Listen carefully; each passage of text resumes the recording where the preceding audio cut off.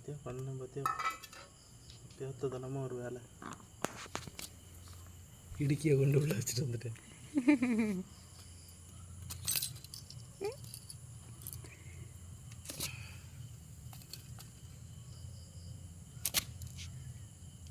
எடுங்க அப்போ தான் வீடியோ ரியல் ஆகிடுது. கை வலிக்கவே எனக்கு. டைரெக்டாக பாத்திரத்துலேயே போடுங்க, சாப்பிட தானே பெரிய. அதை வச்சு இப்படி ஸ்கூப் பண்ணிவிடுங்க அந்த பாத்திரத்தை வச்சு. அதுதான். ஓ